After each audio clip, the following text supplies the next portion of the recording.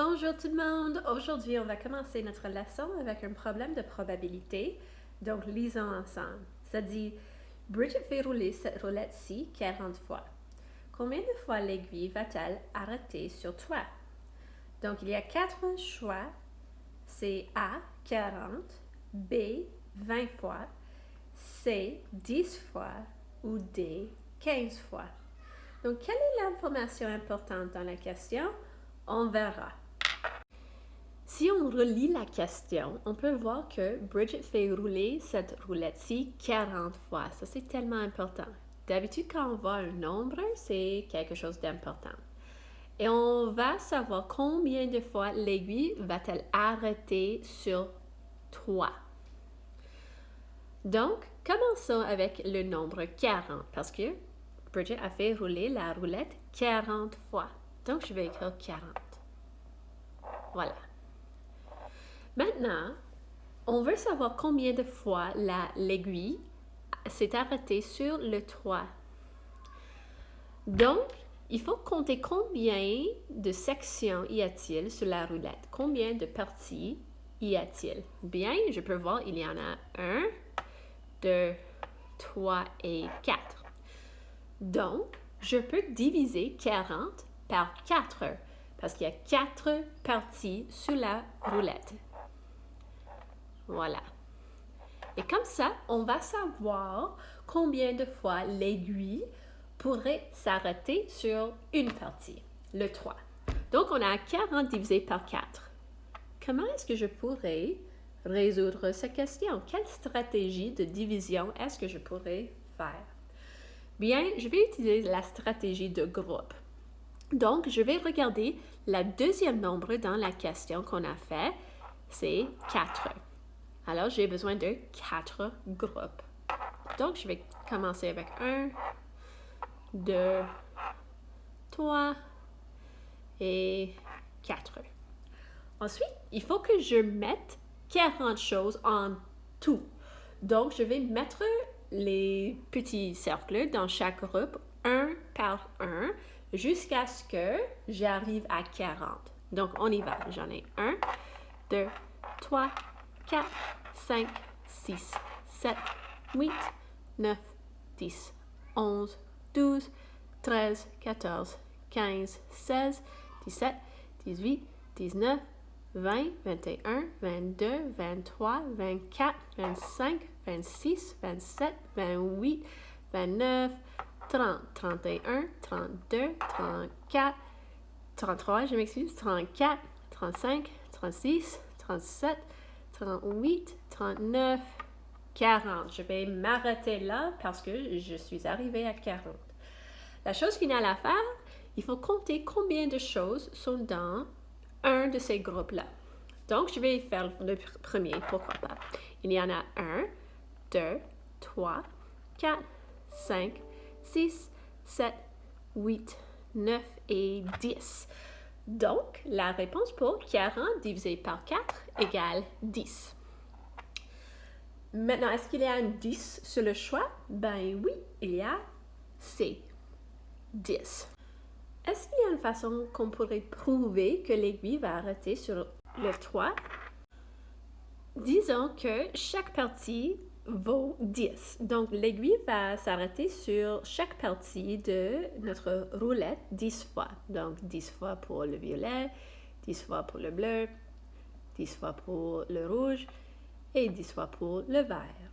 Alors, on a 10 plus 10 plus 10 plus 10.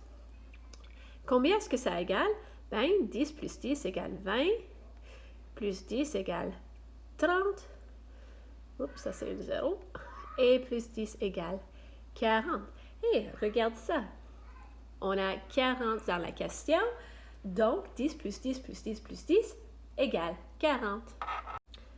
Faisons un autre exemple. Cette fois-ci, Isaac fait rouler la roulette 21 fois. Combien de fois l'aiguille va-t-elle arrêter sur la partie orange? Donc, quelle est l'information importante dans cette question? Bien, on sait que Isaac fait rouler la roulette 21 fois et on veut savoir combien de fois l'aiguille va arrêter sur la partie orange. Donc, où est-ce qu'on pourrait commencer? En premier, on sait que Isaac a fait rouler la roulette 21 fois, donc je vais écrire 21. Maintenant, juste comme avant, il faut compter combien de parties y a-t-il en tout. Donc, je vais une partie, deux parties, trois parties. Donc, je peux faire une question de division pour trouver la réponse maintenant. Alors, je vais faire 21 divisé par 3 parties. Et cette question va me dire combien de fois l'aiguille s'arrête sur une partie, donc la partie orange. Donc, comment est-ce que je pourrais faire 21 divisé par 3? Cette fois-ci, je vais utiliser la stratégie de soustraction répétée qu'on a fait dans l'unité précédente. Donc, je commence avec 21 et je vais enlever 3 jusqu'à ce que j'arrive à 0 et puis je vais compter combien de fois j'ai enlevé 3. Donc, commençons avec 21 et puis je vais enlever 3 ici. Donc, 21 moins 3 égale 18. Moins 3 égale 15. Moins 3 égale 12. Moins 3 égale 9. Moins 3 égale 6. Maintenant, je vais continuer en bas. Moins 3 égale 3. Et moins 3 égale 0. Maintenant, je suis arrivée à 0. Je suis prête à compter combien de fois j'ai enlevé 3. Donc, j'en ai 1, 2, 3, 4, 5, 6 et 7. Alors, la réponse pour notre question, 21 divisé par 3 égale 7. Donc, l'aiguille va arrêter sur la partie orange environ 7 fois.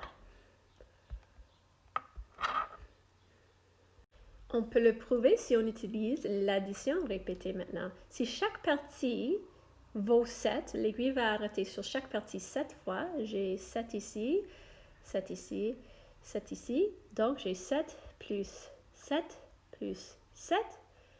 Ça égale 21. Et ça, c'est le nombre dans la question.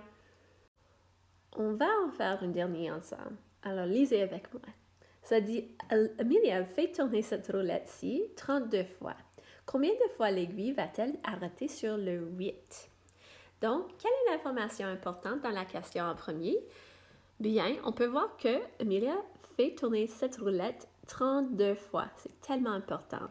Et on veut savoir combien de fois l'aiguille va-t-elle arrêter sur le 8. Donc, je suis prête à faire la division maintenant. On a fait rouler la roulette 32 fois, donc je vais commencer avec 32. Je vais le diviser par combien de sections y a-t-il sur la roulette. Bien, je peux voir qu'il y a 1, 2, 3, 4, 5, 6, 7, 8 sections sur la roulette.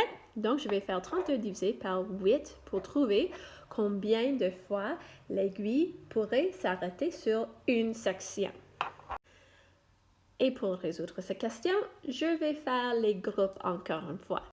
Donc, je vais faire 8 groupes égaux parce que 8, c'est le deuxième nombre dans la question et ça nous dit toujours combien de groupes qu'il faut faire.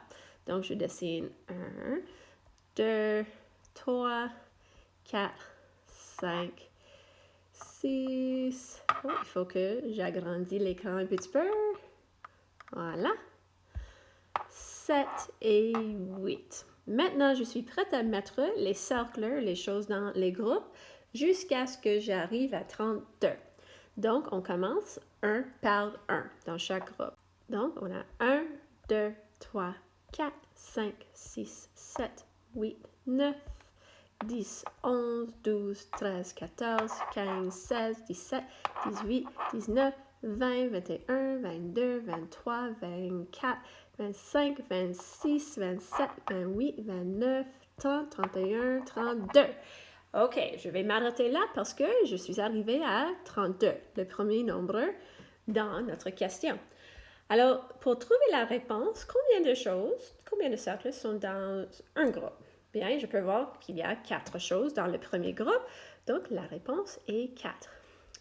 Alors, on a trouvé la réponse pour notre question. Combien de fois est-ce que l'aiguille va-t-elle s'arrêter sur le 8? 24 fois. Ok mes amis, ça c'était tout pour aujourd'hui.